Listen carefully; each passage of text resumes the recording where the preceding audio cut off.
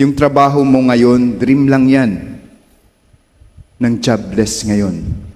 Yung bahay mo ngayon, that is just a dream of those who are homeless.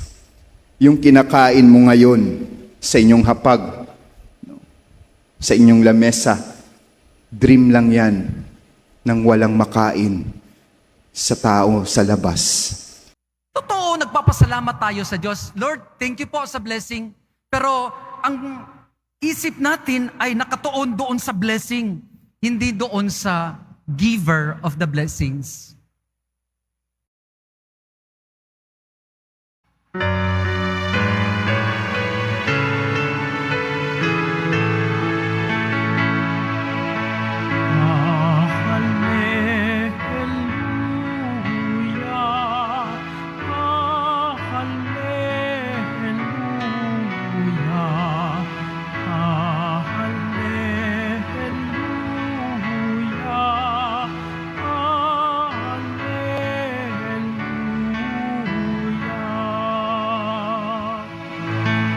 Kami iyong pangaralan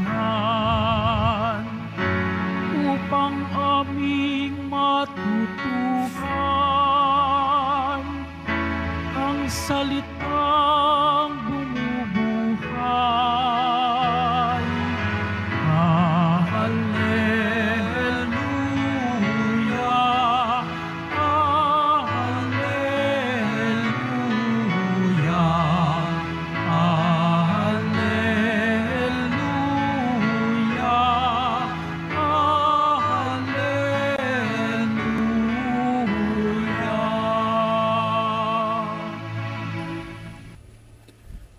The Lord be with you. And with your spirit. A reading from the Holy Gospel according to Saint Matthew. Glory to you, O Lord. Jesus told his disciples this parable. The kingdom of heaven is like a landowner who went out at dawn to hire laborers for his vineyard. After agreeing with them for the usual daily wage, he sent them into his vineyard. Going out about 9 o'clock, the landowner saw others standing idle in the marketplace, and he said to them, "You too, go into my vineyard, and I will give you what is just." So they went off. And he went out again around noon and around 3 o'clock and did likewise. Going out about 5 o'clock, the landowner found others standing around and said to them, "Why do you stand here idle all day?" They answered, "Because no one has hired us." He said to them, "You too, go into my vineyard."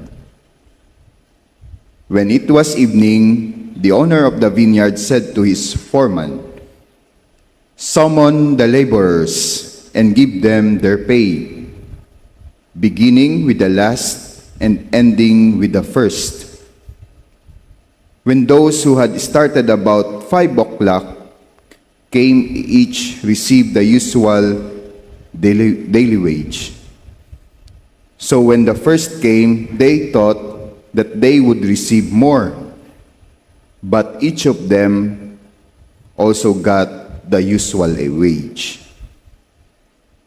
And on receiving it, they grumbled against the landowners, saying, "These last ones worked only for an hour, and you have made them equal to us, who bore the day's burden in the heat." He said to one of them in reply, "My friend, I am not cheating you. Did you not agree with me for the usual daily wage? Take what is yours and go. What if I wish to give this last one the same as you? Or am I not free to do as I wish with my own money? Are you envious because I am generous?" Thus, the last will be the first, and the first will be the last. The Gospel of the Lord. Praise to you, Lord Jesus Christ.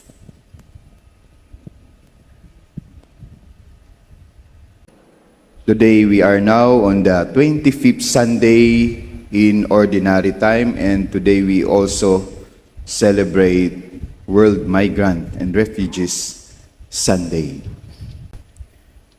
Mga kapatid, who do you think is more precious in the eyes of God? Sa tingin niyo po, sino ang mas precious o mas kamahal-mahal sa mata ng Diyos? The one who goes regularly to church, or the one who has many vices, the one who is drunkard, the one who is drug addict? Who do you think is more precious in the eyes of God? Many of us, some of us would say, of course, Father, mas precious ang mga taong nagsisimba palagi sa mata ng Diyos. Dito sa atin, siguro, we are thinking tayo ay mas precious, mas lovable sa mata ng Diyos dahil nagsisimba tayo, kaysa doon sa mga taong maraming bisyo sa buhay. Lasinggero, sugarol, ano-ano pa mang bisyo. Tayo, Father, mas precious tayo sa mata ng Diyos. Mga kapatid, actually, we are all precious in the eyes of God. Tayo po lahat ay equal sa mata ng Diyos. Palasimba ka man o hindi, lahat tayo equal sa mata ng Diyos. Pero mga kapatid, kahit na equal tayo, we are all equal in the eyes of God. Kahit na tayo ay pantay-pantay sa mata ng Diyos, ang Diyos, mas binibigyan niya ng priority. Yung mga may sakit, yung may mga kailangan ng kanyang awa. Sino po ang mga magulang dito sa inyo? Sino po ang mga parents? Yan. Mga parents, no? Kung kayo may 2 o 10 anak, 5 anak, o kaya 2 anak. Kung sa 5 niyong anak, sa 10 niyong anak, sa 2 niyong anak, isa dyan may sakit. Halimbawa, isa dyan may lagnat. Ang the rest, wala, mabuti. Sino ngayon ang mas bibigyan nyo ng pansin? Sino ngayon ang mas bibigyan nyo ng kalinga, ng habag? Ang mabubuti ba? Ang magagaling o ang may sakit? Ang mabubuti. Of course, yung may sakit nyong anak, ang bibigyan nyo ng halaga, ng kalinga, at that time, at that moment, kasi siya ang nangangailangan. Pero it doesn't mean, my dear brothers and sisters, mga kapatid, hindi nyo na mahal. Hindi na importante sa inyo yung mga bubuti. No. Sahat sila, pantay-pantay, in your eyes, bilang mga magulang, pero mas may nangangailangan ng iyong awa, habag, doon sa may sakit mong anak. Mga kapatid, the scandal of this gospel is that, for today's gospel, the scandal of this gospel is that we are all equal recipients of God's grace. We get jealous when God's forgiveness, love, mercy are given in an equal manner.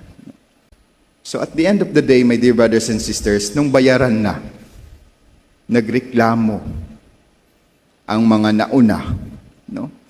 Bakit ang sweldo nang nagtrabaho ng alas 5 lang hanggang alas 6, parehas din namin. Mga kapatid, actually kung tutuusin, kung tutuusin yung mga nauna nang magtrabaho, dapat thankful na lang sila. Why? Kasi umaga nagtatrabaho na sila, surely, secured na sila na pagkatapos ng trabaho nila, may masatanggap talaga sila sa sweldo. Pagkatapos ng trabaho nila, secured na sila. They are spared from anxiety na baka wala kaming makain. Habang nagtatrabaho sila, expected na meron silang makakain at the end of the day. Compared doon sa mga nahuli. Compared doon sa mga nahuli, sila nag-iisip pa, Diyos ko, ano kayang makakain natin? Wala akong trabaho. My dear sisters and brothers, magkaiba ang pag-iisip ng Diyos sa pag-iisip ng tao. God does not operate according to our expectation, but God operates out of His generosity. Remember, napakinggan natin sa ating unang pagbasa, anong sabi sa ating first reading? Sabi dito sa ating first reading, sabi ng Diyos to God, our God who is generous and forgiving, for my thoughts are not your thoughts, nor are your ways my ways, says the Lord. Kung gagamitin ang human standard, my dear brothers and sisters, kung gagamitin ang standard ng tao, doon dito sa gospel natin, at talagang unfair ang Diyos. Kung gagamitin ang standard ng mundo, unfair ang Diyos. We can accuse God as unfair God. Kasi nagtrabaho ako for 8 hours, tas parehas lang kami ng sweldo, unfair ka, Lord. Ang landowner dito ang Diyos. Pero sa mata ng Diyos, sa isip at puso ng Diyos, nagbigay siya out of His generosity. At yan ang hindi natin kayang pigilan sa Diyos, ang kanyang pagiging generous. Ganon talaga ang Diyos. Kahit gaano natin kasama sa mata ng tao, kahit na hindi tayo karapat-dapat undeserved, Diyos ang nagbigay, wala tayong magawa. And the same is true with our life. Sometimes we can say to ourselves, minsan napapasabi na natin na gaano man natin kasalanan, marami na tayong pagkukulang, marami na tayong inoffend sa Diyos, but why God is still giving me graces? Kahit papaano ang Diyos, binibless pa rin ako. Dahil ganun po kabait ang Diyos. Ganun po mapagbigay ang Diyos. Ganun po mapagmahal ang Diyos.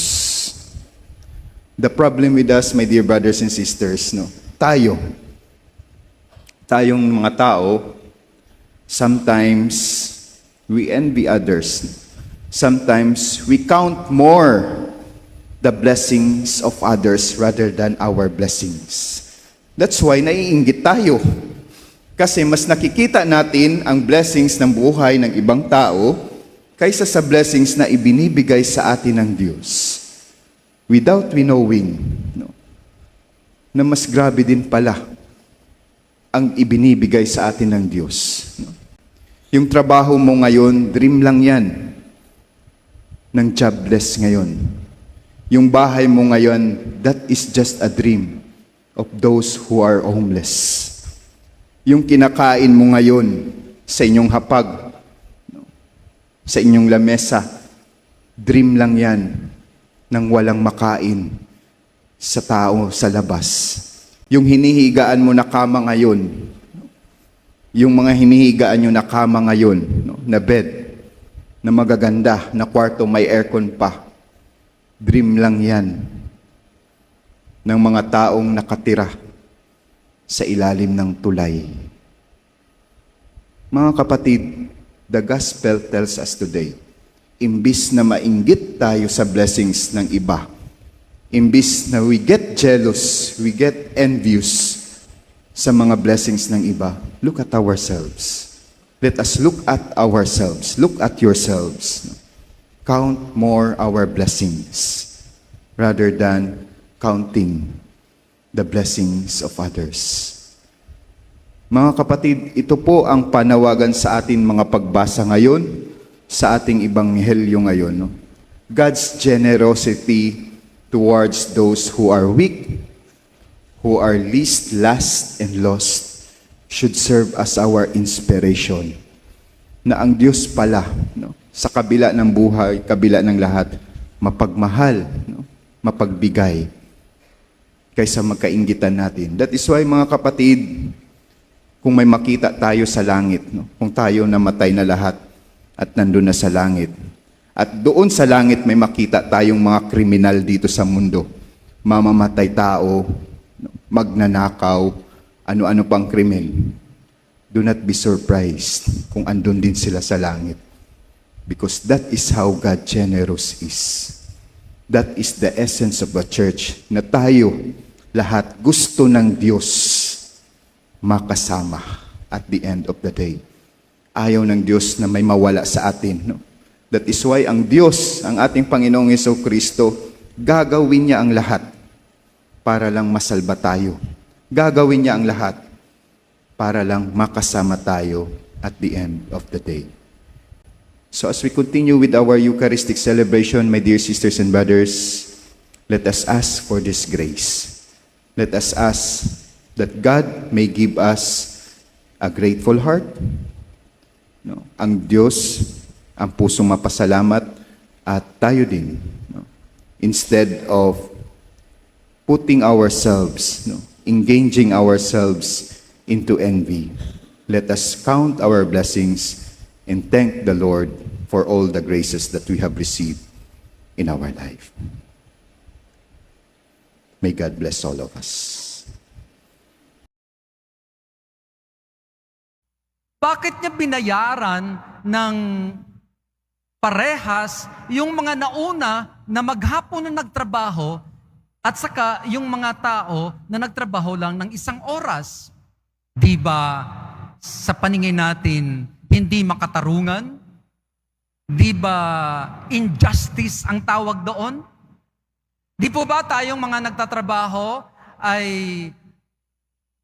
inaakala natin na dapat tayong bayaran o bigyan ayon sa nararapat, ayon sa ating ginawa at sa mga oras na ating ginawa? Di po ba?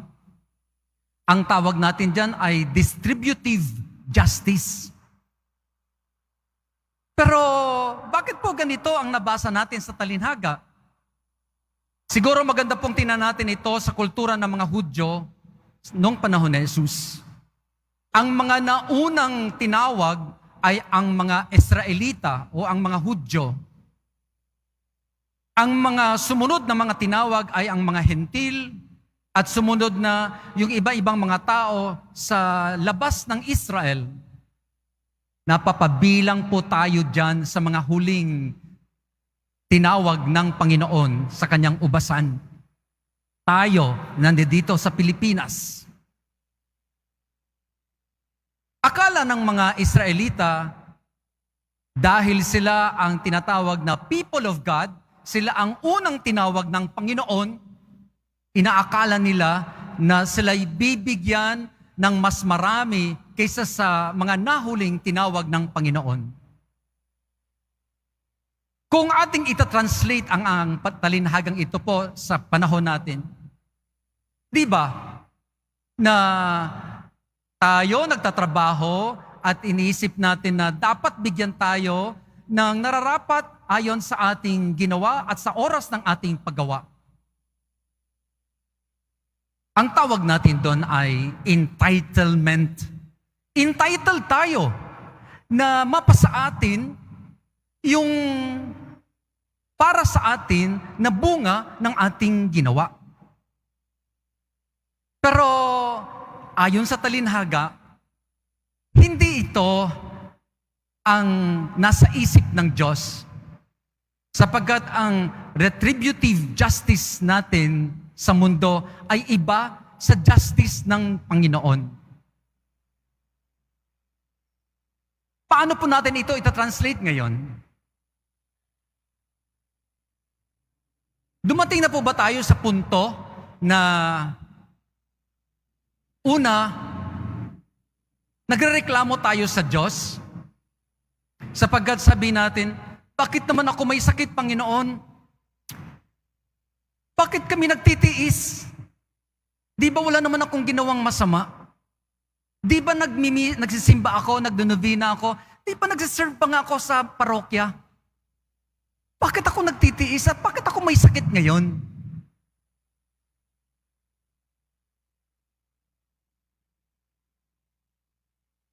Ang iba po sa atin ay feeling entitled. Na ang ibig sabihin ay dapat bigyan tayo ng Diyos sapagkat gumagawa tayo ng mabuti at hindi tayo gumagawa ng masama. Pangalawa, yung hindi tayo nakukontento kung anong meron tayo. At pag tiningnan natin yung ibang tao na mas meron kaysa sa atin, inggit na inggit tayo at nagrereklamo tayo sa Diyos. Bakit yung kaibigan ko? Bakit yung kapitbahay namin? Hindi naman nagsisimba yan. Bakit mas asensado ang buhay kaysa sa akin? Bakit meron silang mas magandang bahay kaysa sa akin? Mas maganda ang trabaho niya. Mas malaki ang sweldo niya kaysa sa akin. Eh magnanakaw yan eh. Masamang tao yan, hindi nga nagsisimba. Bakit mas blessed siya kaysa sa akin? Naiinggit tayo. Katulad ng mga nasa talinhaga ngayon. Ano po mga kapatid ang leksyon na makukuha natin sa ating talinhaga ngayon? Una, natingnan natin ang lahat ng nasa buhay natin bilang biyaya ng Diyos. To see everything in our life as God's blessing. Yung pagising natin ngayong umaga, diba maraming tao ngayong hindi na gumising? Hanggang sa mamayang gabi na pagtulog natin, 24 hours na binibigay sa atin ng Diyos, hindi pa ba sapat yun? Pangalawa, na huwag tayong tumingin sa iba at mainggit dahil merong sila na wala tayo. Pangatlo, na kung tinitingnan natin ang lahat ng bagay bilang regalo, kaloob ng Diyos sa atin, huwag sana po nating ituon ang ating pansin doon sa mga biyaya. Not only in seeing the gifts, but more so, the giver.